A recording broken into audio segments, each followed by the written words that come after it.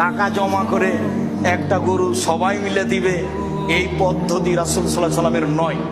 3-4 ভাই মিলে নিবে 3-4 ভাগ, আর গ্রামের 2 জন নিবে 3 ভাগ দিয়ে 7টা করবে, এই পদ্ধতি রাসূল সাল্লাল্লাহু আলাইহি সাল্লামের পক্ষ থেকে প্রমাণিত নয়। তবে অনেকে বলতে চেয়েছে যে 7 জনে যদি চলে তাহলে 3 জনও চলে, বারদার আরো ভালো চলে, 5 জনও চলে, আরো ভালো চলে। আমি দীর্ঘ এই 26 বছরের তদন্তে এইভাবে কুরবানি করা যাবে তা অবগত হতে পারে। আর আমি আব্দুর রাজ্জাক বিন ইউসুফ শরীয়ত থেকে সামান্যতম সরে আসতে চাই না। আবারও বলছি, ভাগে জন হিসাবে 7 জনই চলে, ভাগে পরিবার হিসাবে চলে না। শরীয়তকে মেনে এত বড় দামি ইবাদত করার চেষ্টা করেন, বা নেকি বেশি হবে। টাকা বেশি আছে, রাজস্থান থেকে উট কিনে নিয়ে এসে কুরবানি করেন। টাকা কম আছে, ষাঁড় কুরবানি কিনে কুরবানি দেন। টাকা কম আছে, খাসি কিনে কুরবানি দেন। টাকা কম আছে, ছাগি কিনে কুরবানি দেন। টাকা কম আছে, ভেড়া কিনে কুরবানি দেন। একটা গরুর ভাগে যত টাকা লাগে ওই টাকা দিয়ে অন্তত বর্তমান বাজারে 3টে ভেড়া কিনে পাওয়া যায়। গোস্ত খাওয়ার উদ্দেশ্যে কুরবানি করলে তো তাহলে এটা কবুল হবে না, উদ্দেশ্যই তো উল্টা হয়ে আছে। লা ইয়ানালাল্লাহু লুহুমুহা ওয়ালা দিমাউহা ওয়ালাকিন ইয়ানালুহু তাকওয়া মিনকুম। আল্লাহর নিকটে তোমাদের কুরবানির গোস্ত, কুরবানির রক্ত পৌঁছে না, পৌঁছে তোমাদের অন্তর। যার নিয়ত পরিষ্কার, টাকা বৈধ, তারই কুরবানি কবুল হয়, এছাড়া কুরবানি কবুল হয় না। সম্মানিত মসজিদের মুসল্লি, আর শেষের অংশে এসে একটি কথা বলতে চাই যে কুরবানির গোস্ত আমরা সাধারণত 3 ভাগে ভাগ করে থাকি।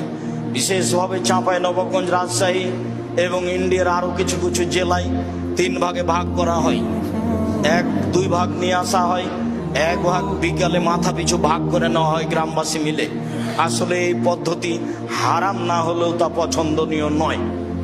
আবার কোনো কোনো এলাকায় মানুষ হারে কিছু দিয়ে দেওয়া হয় আর সব নিয়ে চলে আসা হয়, এটাও ঠিক নয়। হ্যাঁ, 3টার পদ্ধতির মর্মে কোনো হাদিস সহি নেই।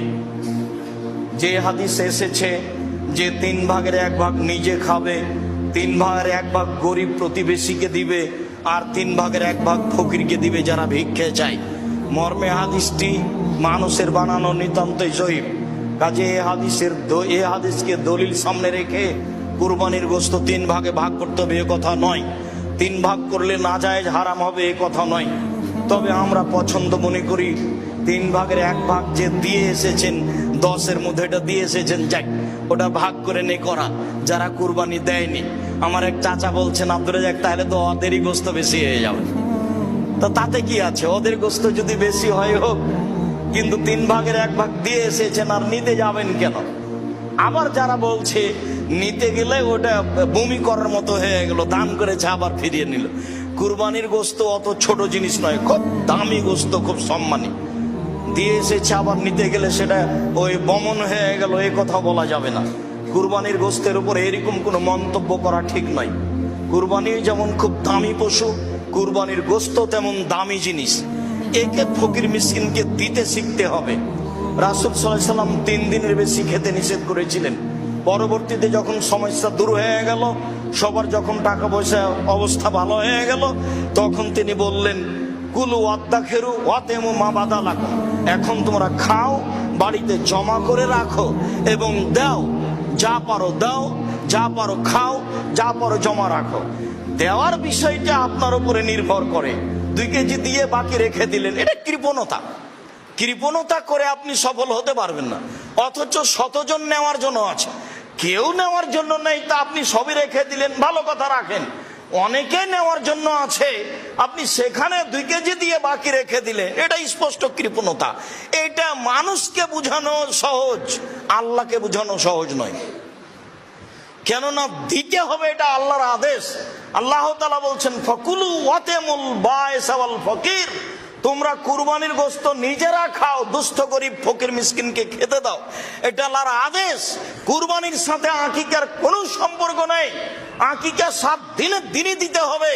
7 দিনের আগে বাচ্চা মারা গেলে আকিকা চলে না, 7 দিনের পরে আকিকা চলে না, এ কথাই ঠিক। 14 দিনে আকিকা চলে মর্মে হাদিস জয়ীফ। 21 দিনে চলে মর্মে হাদিস জয়ীফ, জীবনে কোনো একদিন চলে মর্মে হাদিস জয়ীফ, এসব হাদিস আমলযোগ্য নয়। আকিকা গরু দিয়ে চলে না, আকিকা উট দিয়ে চলে না, আকিকা শুধুমাত্র ছাগল ছাগি দুম্বা দুম্বি এই 4 প্রকার, 2 শ্রেণীর 4 প্রকার দিয়ে চলে।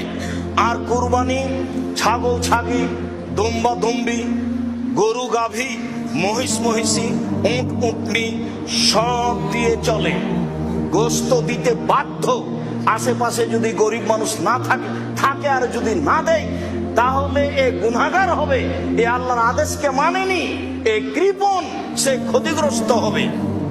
আর আকিকার গোস্ত ব্যক্তিগত গোস্ত, সে খাবে কি দিবে সেটা তার ব্যাপার। আকিকা করে নেকি হয় না, আকিকা করে বাপের জিম্মেদারি নামে। আর কুরবানি হচ্ছে নেকির কাজ, কুরবানি অনেক বড় নেকির কাজ।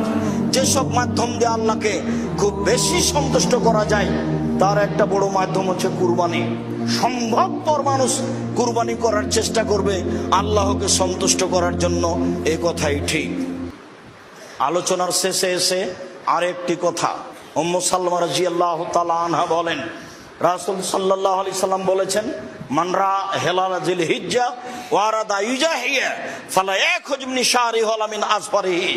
কেউ যদি কুরবানির চন্দ্র দেখে তাহলে সে নখ চুল কাটতে পাবে না, এটা আল্লাহ রাসূলের আদেশ। যারা কুরবানি করবে তাদের উপরে এই আদেশ, এ কথাই ঠিক। ছেলে মেয়ে যদি না করে, নাও করতে পারে, তবে ছেলে মেয়ে যারা কুরবানি দিচ্ছে না তারা নখ কাটলে গুনাহগার হবে, এ কথা নয়। আর চন্দ্র উঠলে, কুরবানির চন্দ্র উঠলে গরু ছাগল জবে করা যাবে না, এ কথা মিথ্যা। গরু ছাগল জবে করতে পারবে না যে হজ করার জন্য ইহরাম বেঁধেছে সে। স্বাভাবিক মানুষ যেদিন হজের আলোচনা, আপনার জুলহিজ্জার আলোচনা আসবে, সেদিন আমরা আপনাদের সামনে বিস্তারিত বলবো। আজকের আলোচনার পুনরাবৃত্তি। সম্মানিত মসজিদের মুসল্লি, আমাদের যে কুরবানি, এই কুরবানি ইব্রাহিম আলাইহিস সালামের কুরবানি। ইব্রাহিম আলাইহিস সালাম থেকে যে কুরবানি চালু হয়েছে সেটাই আমাদের কুরবানি। যদিও কুরবানি প্রথা আদম আলাইহিস সালাম থেকেই চালু রয়েছে। আদম আলাইহিস সালামই তার 2 ছেলেকে কুরবানি করার জন্য আদেশ করেছিলেন, যা কোরআন মাজিদ দ্বারা প্রমাণিত হয়। ইতিহাস আমরা সংক্ষিপ্তভাবে উল্লেখ করেছি।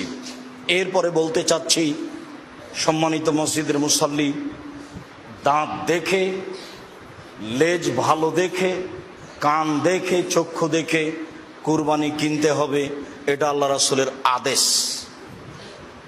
আল্লাহকে সন্তুষ্ট করার জন্য পশু কিনতে হবে কুরবানির, এ কথাই ঠিক। এরপরে 7 জনে নয়, বরং 7 পরিবারের পক্ষ থেকে একটি পশু কুরবানি করতে হবে, এ কথা নয়, বরং একটি পশু একটি পরিবারের পক্ষ থেকে কুরবানি করতে হবে, এ কথাই ঠিক। অন্তত একটি পরিবারের পক্ষ থেকে একটি পশু কুরবানি করতে হবে, এ কথাই ঠিক। 7 জন আর 7 পরিবার এক নয়। বিষয়টি বিবেচনা করার জন্য বারবার অনুরোধ জানাচ্ছি। একটি পশুতে 7 জন অংশগ্রহণ করতে পারবে না, এ কথা আমরা কোনোদিনই বলিনি।